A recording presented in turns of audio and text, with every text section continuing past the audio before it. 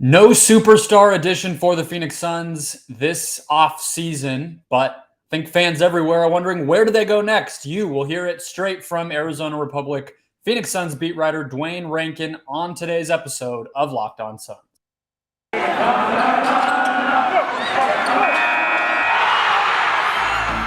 You are Locked On Suns, your daily Phoenix Suns podcast, part of the Locked On Podcast Network, your team every day.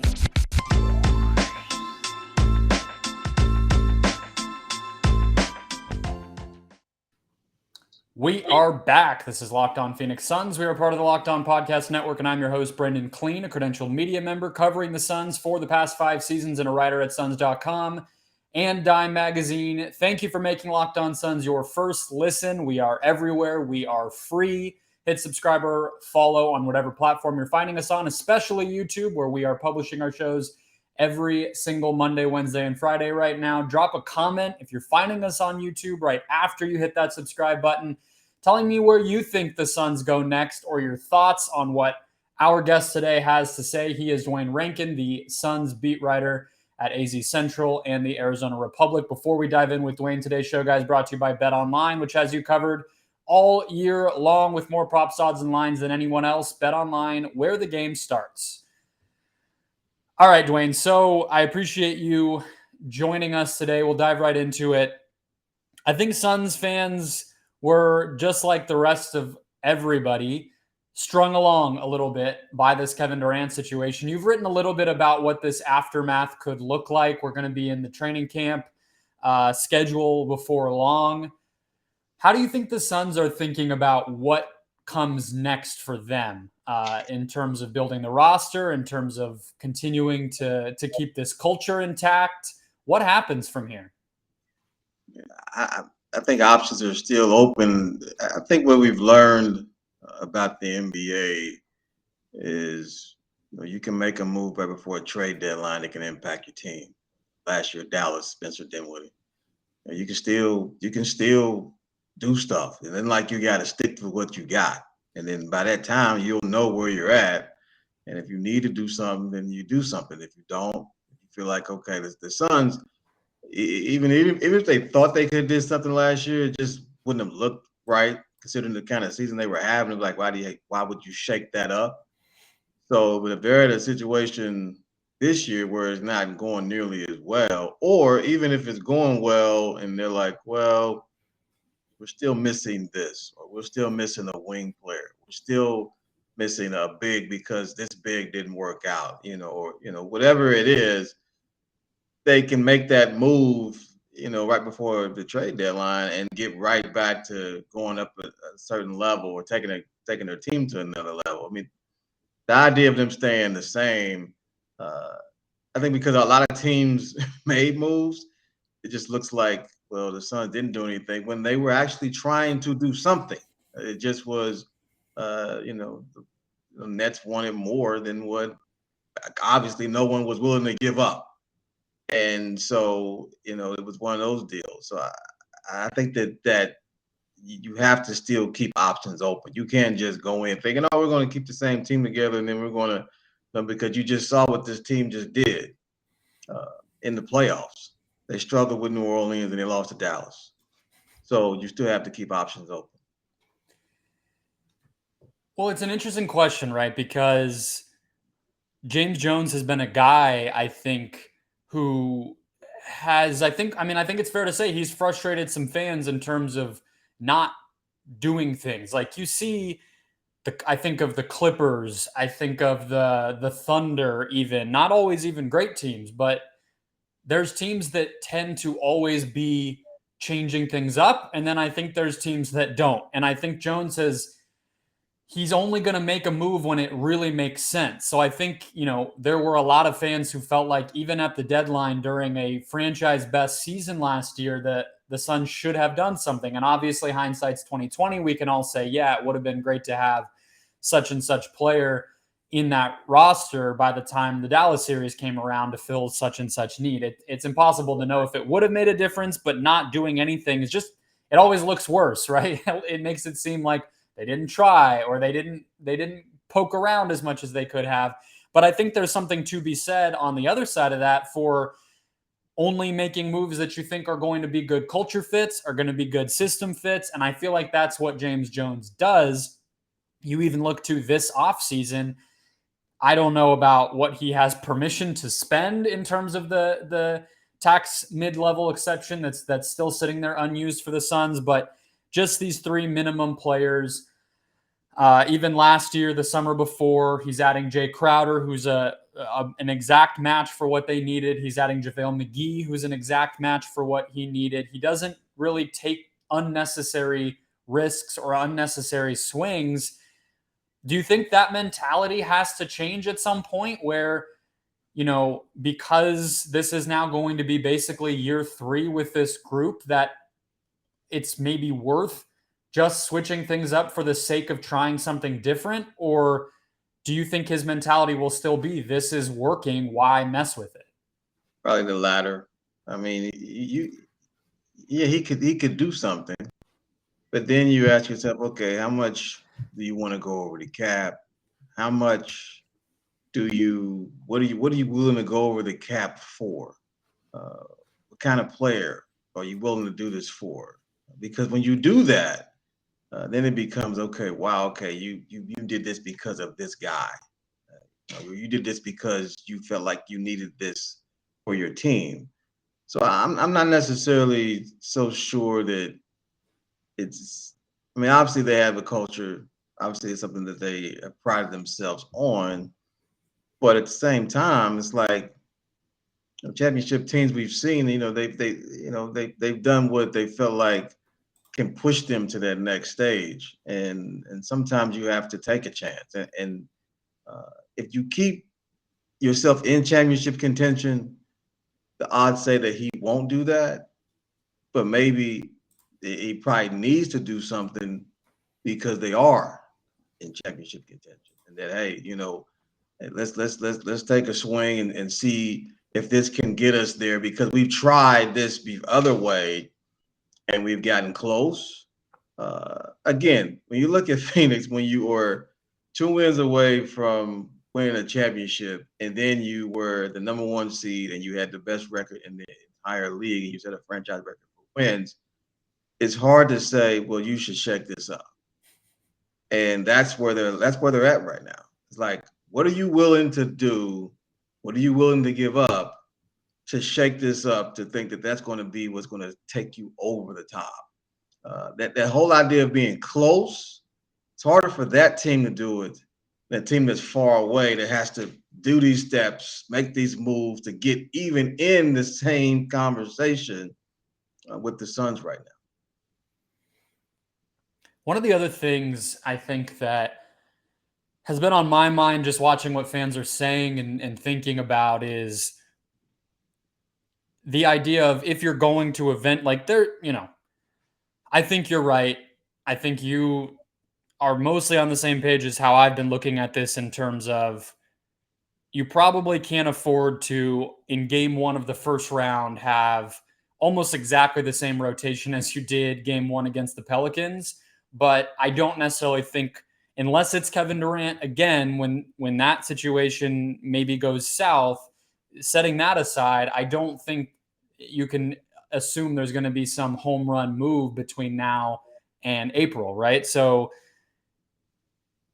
if that's the case, I think that the question then sort of becomes, what are you willing to do now versus keeping your powder dry? Because the Suns have now proven, I think, that for the past 2 out of the past 3 off seasons, I think you can say for sure they got the biggest superstar available, or they got the interest of that superstar available. They got Chris Paul. Right. Kevin Durant wanted to come here. So you can feel pretty good if you're James Jones that, hey, in 2023, if that same situation happens, if it's KD again, if it's Damian Lillard, whatever it's going to be, they might want to come here. And I can feel pretty good that I can get in the room with a guy like that. So making a move now that improves the rotation a little bit might come at the expense of that next superstar trade. I think these are the kinds of conversations most big market, consistently winning NBA franchises are having, but it's a pretty new balance to strike for this franchise because they just haven't been in that situation. How do you think about which one makes the most sense? Because you don't want to waste this window, but you also want to get every chance you can get at another superstar.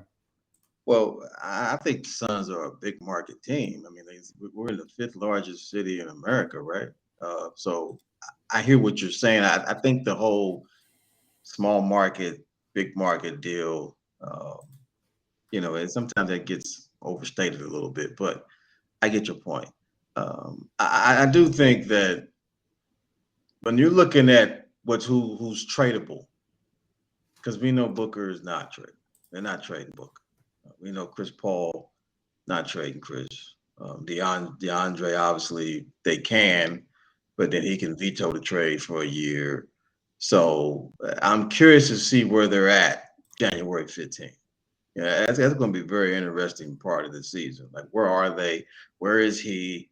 And what's out there where someone like, you know what, if we had him, we could go this direction and we're willing to give you this to get him. So I'm curious to see where that goes once we get to that point. But when you look at who could be tradable, I think everyone else is tradable. So even though fans love Mikal, his name was out there for a reason. People, they love Cam Johnson. Name was out there for a reason. So the Suns are in a situation where they prided themselves on this whole idea of not only this culture, but that this whole team building, player development. And they don't want to be the franchise that, let's just move a guy, when we haven't, it's tough for them to move someone they've invested in. And those are 2 guys they have invested in. So I think that's part of where they're caught too. Like, okay, well, if we move somebody like this that we've invested in, and we've been preaching this whole culture development and player development, then how does it look for the guy that comes in and going, well, hey man, I thought y'all were about development. So it's a lot that you don't want to be the franchise that contradicts itself. And that's where James is, I feel like, at times. I feel like that, hey, I don't want to look like the guy that's been preaching this one thing, and I turn around and ship a guy when I've invested with, whether it's money, time, whatever it is. And so I think that is something that plays into it all. It's not just as simple as, oh, well, let's just go get Kevin and let's give up all this to get him. It's, well, we're establishing this because before this, we know what it was. So how do they get out of that rut? Okay, let's keep it. Let's develop players. Mm-hmm. Let's bring in character guys. Let's bring in older guys from the draft. Let's do it this way. Now, let's not go out and get guys that are first year guys. Although DeAndre, it was the obvious, but again, we're talking about the first pick in the draft. But they've established something as far as what they want, the kind of player they want. And when you do that, then you have to stick to that. And if you don't, then people are going, well, that's not really who they were in the first place. Yeah.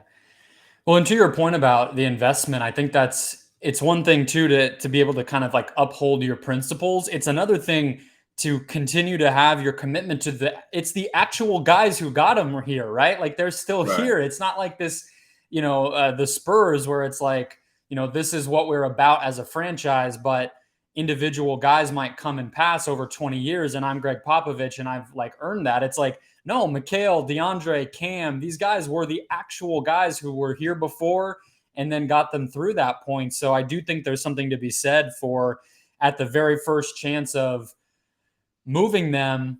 I don't think we talk often enough about what that communicates to those players, to future players, to all that stuff. I want to keep on this topic of culture because I do think it's kind of funny too to think that James Jones kind of buttered his bread in the NBA with teams in the 7 seconds or less Suns, the LeBron Heat, the LeBron Cavs that actually were pretty ruthless with how much they overturned the roster. And so it is kind of funny to think about both sides of that. We'll keep on this thread with Duane Rankin of Arizona Republic First, though, guys, today's show brought to you by BetOnline. BetOnline.ag has you covered all year long, especially during the pro and college football seasons. All of the betting needs, league analysis, news, matchups, including podcasts for every single week, starting with college week 1 this week, pro week 1 next week. It never stops coming. I'm looking right now. Arizona Cardinals playoff odds. Will they make the playoffs? They are minus 155 to not make the playoffs, which means if you feel very, very bullish on your hometown Cardinals, then you can put some money on the yes and make a little bit of cash at the end of the year. If you are preferential to game odds, they have week 1 odds up. Look, there's no shortage. And BetOnline is your place for all of it, whether it is football or baseball, boxing, golf, all of it, all year long. So head to the website today. That's betonline.ag, or use their mobile app to learn more about the latest trends and action. BetOnline, where the game starts.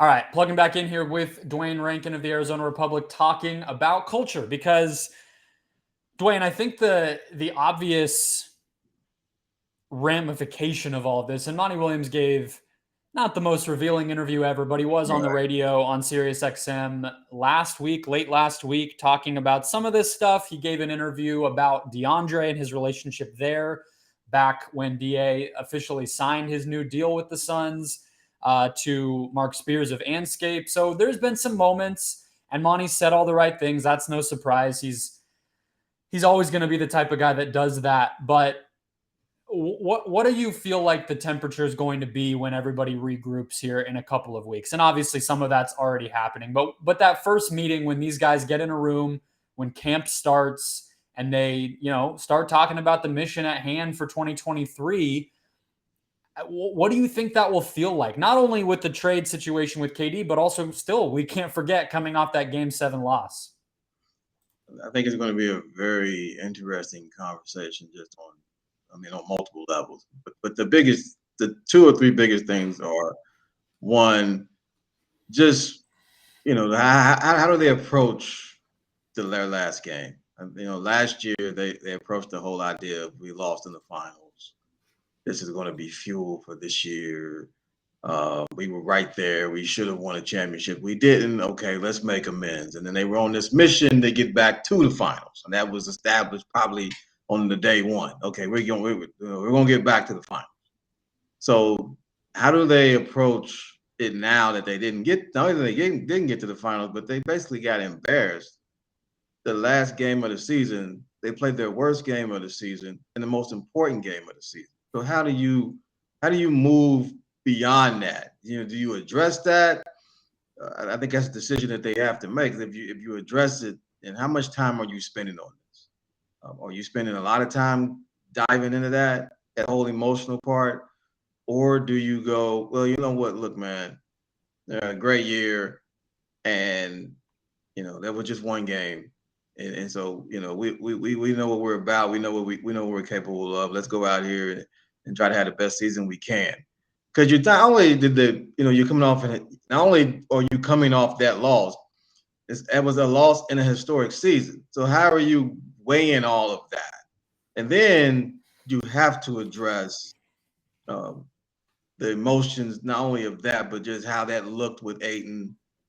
Maybe there's a sit down with just Ayton and the coach face to face, where they're just sitting down. Hey, look, man, get it off your chest. How you felt. I get it off my chest. We'll move forward with this. Because Monty Williams, Ayton's not the first guy that he's had, these type of conversations with. It's just the fact that we saw it. And so I think that it isn't like, he was describing the relationship on what it is, but even Ayton admitted earlier in the season that they don't always see eye to eye. It wasn't like this was, the only difference was that we saw it, and that, it was addressed in a way that just makes you go, okay, this was bad, but they've had issues before. And again, the way he coaches, holding people accountable, he has to say things to guys that get him. He's called, he said stuff like, I challenged Devin and Chris at the half. So he's had these conversations with guys to get them to play at a certain place or to challenge them or whatever it is. And just that Monty isn't viewed as like he's like the Greg Popovich or someone that just digs in your gut all the time. He's not. That's not his image. So, but he has that in him to get after you. And so I think that you have to have these individual conversations, with guys in terms of where are you at? Where are we at? Are we good or what? It's just that simple. Are we good or what? Because I'm trying to win a championship. If you're Monty Williams, like I'm trying to win a championship. If you are, then let's address this. Let's deal with it, and then let's start moving forward with that. And then it's just the simple fact that are they going to use the whole idea of nobody respects us, even though we did this or we did that? Are they going to use that? Because now, you have the Warriors. Obviously, a lot is being made of what the Clippers could look like now with Kawhi back. Denver, would they get Murray Porter back? Memphis. So all these other teams are now being put in this pot and say, well, look, y'all, they're better than Phoenix. So the Suns going to use that and go, well, we're not being respected. We're going to go out and show improve. Or are they going to simply say, look, let's go out, play this season, and see where it plays out? Because they have reached a point where I think they can do that. They've reached a point where it's like they've established that one of the best teams in the league, and now it's a matter, can you go out and try to and come out with the championship? But you do have to have some tough conversations with a Cam Johnson, with a Mikal Bridges, that were in the talk, like Jay Crowder, the tweets that you're like, you got to have that conversation. Like, Jay, where we at? We good? Yeah. Are we good, Jay? You have to have those talks with those guys. I think it's more individual talks that they need to have than necessarily the group. Because Chris and Devin are the ones that's going to set the tone for the group. But, Monty needs to have some big campaign. Hey, why'd you give up on me? Andrew Shaman, hey, why'd you give up on me? You got to have these conversations with guys to make sure everybody good moving forward with you. And nobody's questioning Monty Williams' ability to coach and lead. No one's questioning that. But things ended in a fashion in which individuals need to have that convo with him to clarify, explain whatever it is, so they can go out and perform and not have stuff that was happening months ago in their mind. Yeah, it's one thing to me, I think, to turn like we were 2 wins from a title into motivation and a little bit of a chip on your shoulder. It's another very different thing to be able to say, we got laughed off the floor, right? Like that's it's not to say you can't turn that into motivation, but it's not pride motivation. It's embarrassment motivation. So I'm very interested in what these guys really start to say. We've heard it in bits and pieces. You interviewed Cam. Mikhail's gone on a couple podcasts and talked about it. Monty and James have given press conferences. But I think with the other part of this, what interests me from Monty's standpoint is, like, was he in touch with these guys during the summer, texting them and whatnot? And I think, you said it's individual conversations. I think that's a great way to put it. I wonder if they were happening throughout or if Monty was hands off and kind of thought, like, what am I supposed to say? Like, we may trade these guys. I'm not going to lie to them, but let's stick on that. Let's stick on the Monty and James kind of. I think this moment is going to test what they've constructed a little bit in a different way than even losing in the finals did. We'll pick back up on that right after one more quick break. All right.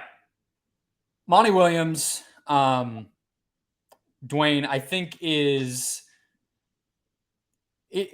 have to admit, like, I'll just say it this way. I was wondering after the tension between him and DeAndre and, just how out of character the team looked by the end of all of this. I do have to admit, like, I was wondering a little bit about if this was some of the stuff that flared up for him at the end of his Pelicans tenure. And that's not for me to say he's not going to keep his Right. job. He just got an Right. extension. Yeah, I'm not saying he will. The outcome will be the same of that.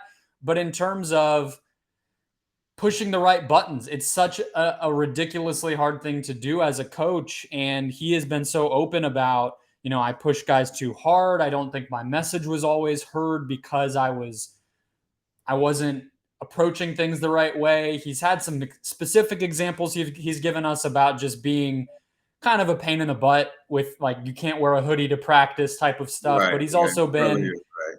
yeah, but he's also been a little bit more vague about, like, the more deep-seated stuff, which I don't know how that flares up. But I did find myself thinking, is this how this flares up? So Right. what do you think about when you think about Monty as a coach in this moment? Because we talked about the roster approach needing to change. I kind of feel like he's going to come into this season feeling like his approach needs to change as well. Well, I think every individual, once they've achieved something, then it doesn't materialize into what you wanted ultimately, and you do question why that happened. So I think he will definitely question things that he's done, the way he has to develop. Because again, if you look at the whole idea of the roster, that helps the coach. Because if the roster's a certain way and the coach don't have to address this, and this, you know what I mean? Like, he can just hone in on certain things. That's why he values Chris, because he's like, okay, I know Chris will take care of that. I know Chris will take care of this, and then Jay, as far as his leadership, I know Jay will handle this, Jay will handle that. I know Devin will do this and Devin will do that. So I think that they alleviate certain things from him that he has to do within the locker room. Like, you hear him say, well, the guys were already talking about it before I got in. Okay, well, that means that I don't got to come in there and do all this talking. It's already been discussed on what we need to do as a team to turn it around in the second half or to move on to the next game or whatever it is. So the locker room referee in itself helps him, because then he can just focus on, idea of just coaching the team and getting them right, and then him doing his job and this and that. But then when there's friction, then that's when it becomes, okay, how do I do that and manage egos and mentalities and personalities and all this other kind of stuff that impacts his job. And so I think that that's where, when you see coaches that win championships, that's that element of, how do I handle this? How do I handle the guy that's just like, man, this dude is difficult right here. So how do I handle that guy? And when you're winning, like I said last season, it's a lot easier to handle. Yeah. When you're not, that's when that challenge comes. Okay, how do I address this? And so I think this season, that's where his approach, a lot of it, I think, will depend on how they're playing. If they go back out there and start, 16-6, something like that, 16-5, it's like, okay, they rolling again. Let's keep it going. But if it starts heading south early, then how does he get that changed and get that going in the right direction? Because, it will be in some ways. And when you have a team that holds each other accountable, as they preach all the time, and then it doesn't go well, then that's when it becomes, okay, what are you doing? What are you doing? Yeah. You doing? What are you doing? And then that's when the coaches got to step in and go, okay, look, man, we all aren't doing this. Let's get this going in another direction. So that's the challenge for Coach Williams. And that's why guys like Steve Kerr, Spoelstra, they get kudos, because Spoelstra dealt with LeBron, D-Wade, Bosh, Ray Allen, like all these guys. These guys are Hall of Famers. Kerr, he's dealing with Draymond, Clay, Steph. Like, he's dealing that, for him to win championship, but he had Durant. So that's why those guys that get these kudos, because they're winning with guys who have these big personalities And you have to manage that in a way that everybody's comfortable and everybody can be themselves, but yet within the framework of the team. And that's huge for an NBA head coach. And that's part of Monty's challenge. Yeah, and it opens up a little bit of a bigger can of worms, I think, too, in terms of wondering, if the end is coming soon for Jay, which, I mean, his contract, if nothing else, will end at the end of this season, but he's also been in trade discussions, not having JaVale anymore. You're starting to enter into this period of time where, like you were talking about with the locker room, they're taking the training wheels off, right? There's no Aaron Baines. There's no, Ricky Rubio was replaced by Chris Paul, so I guess you don't miss him. But these pieces are starting to be, and that's what happens because the young guys get expensive and there's no money to spend on JaVale McGee anymore, right? But it makes me curious what happens if you get to that point by the end of the season where maybe Crowder's not here and you bring in a different young guy, or you bring in a vet who's not going to be a leader in the same way that Crowder has been for this group. But I think all this stuff is a little bit of what I was talking about in terms of losing the finals could motivate you in the way of what we're doing works. Let's do it again and we'll win. This year, the motivation has to be, we lost, we're great, but we need to do things differently. And that it's obvious. Change is a lot harder than keeping to what you've been doing. I wanted to bring things back just because it's a Suns example, but it is also the one I thought of first. I would say very different circumstances, but 06-07 for the Suns was equally, probably more so, defeating for the franchise. Having the suspensions happen, the Nash injury, the Horry hip check, all that stuff in round 2 against San Antonio in 07, that led to complete, I would even say in hindsight, overreaction, right? They trade for Shaq, they get rid of Marion, they bring in a bunch of new pieces. Grant Hill comes in that year. So that's the other direction. The Suns decided to go this direction, but I guess what I'm saying is that just kind of goes to show how much this is an inflection point. And it feels like now, because they didn't go get Durant, it would have been really easy to write that narrative, right?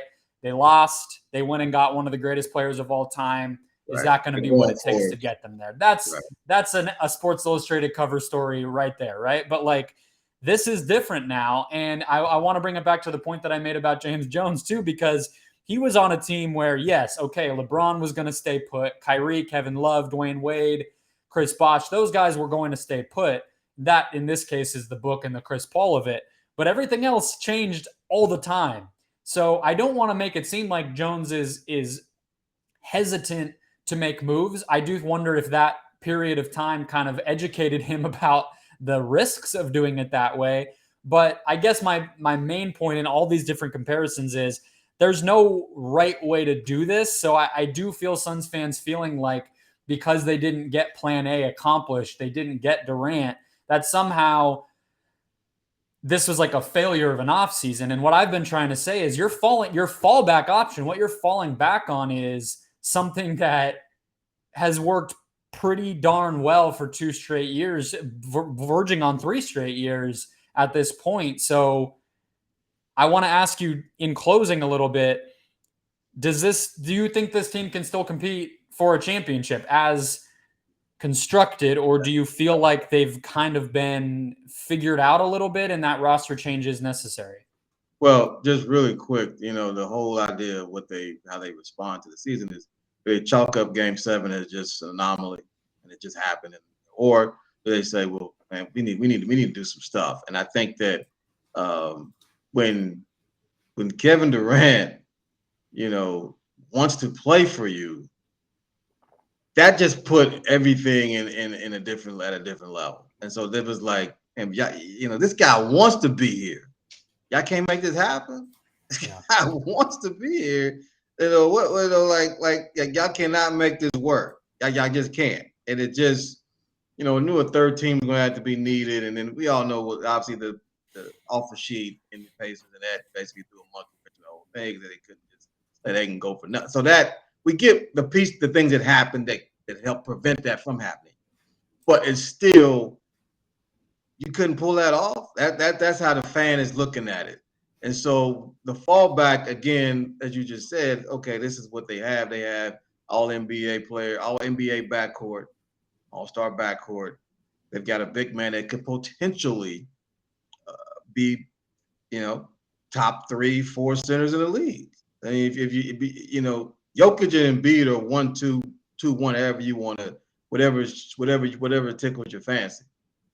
Everybody below that, like if Aiden can play to his potential, he could easily be at the same level. I mean, he had his way with Karl-Anthony Towns in Minnesota the last time they played each other. So it isn't like he doesn't have the ability to play at the level of Towns or any other big under Embiid and Jokic, and he's had great success with Jokic in terms of how he's guarded him. So, I mean, it's like if Aiden can play at a higher level, if you can get Campaign back to what he was 2 years ago, Bridges and Cam Johnson improving, Jay staying steady and who he is, he has to just be who he is because, he's a guy that can knock down threes. He's streaky, but he's a defender. He's trustworthy. You put him in there, he's going to make the right decision. He's going to make the right call.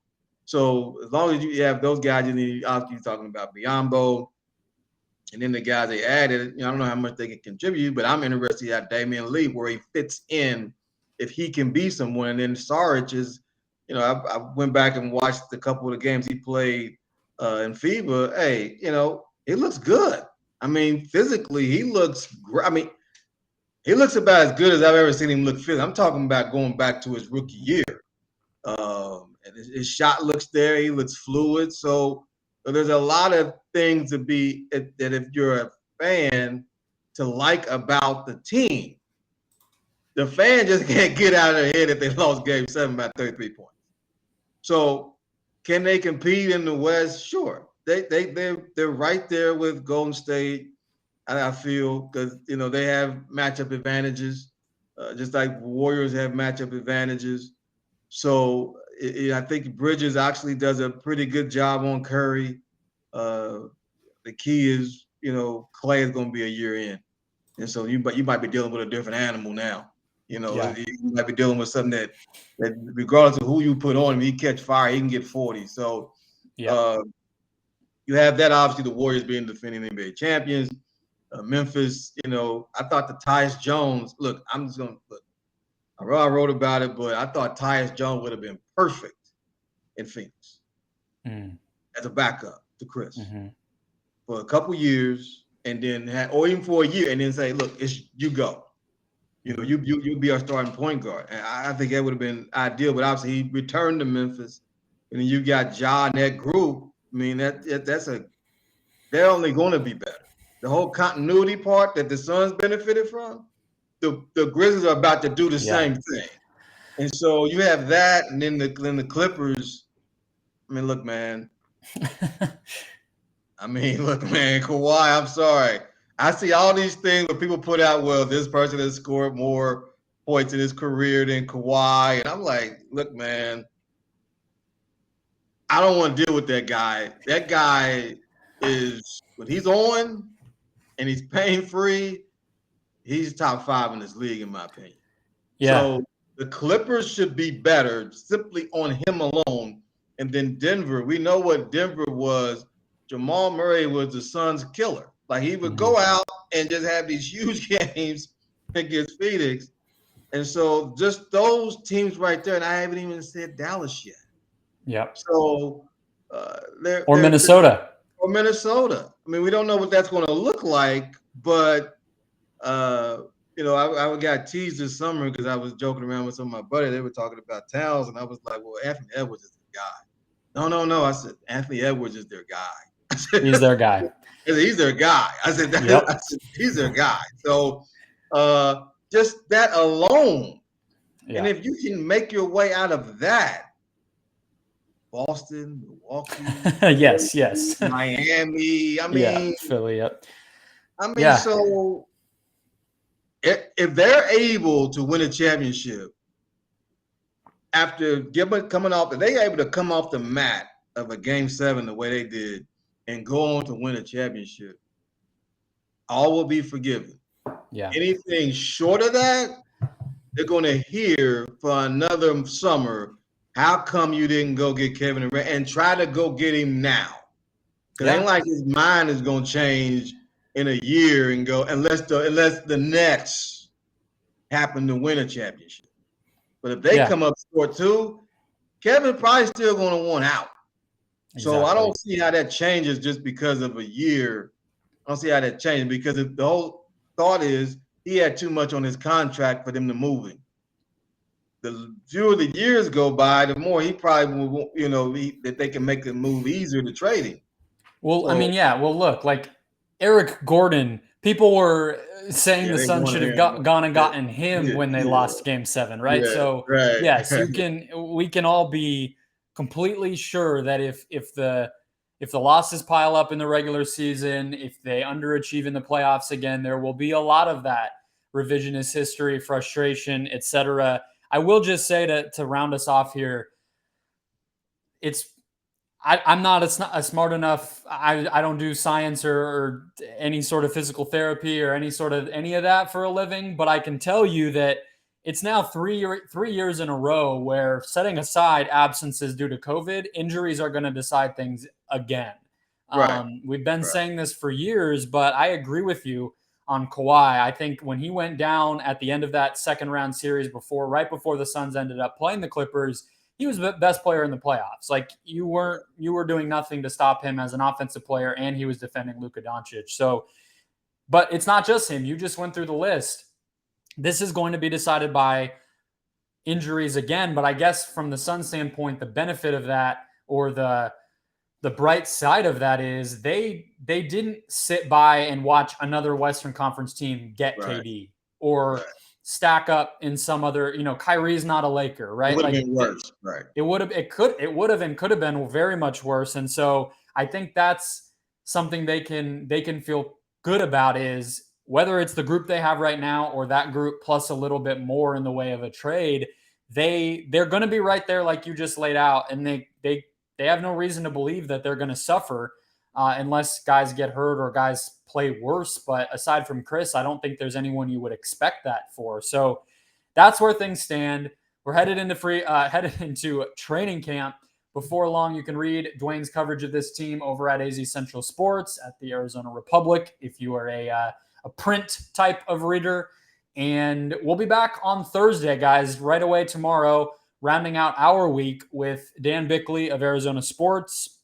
Got him locked down to close out this week, and then we'll be off and running for the month of September.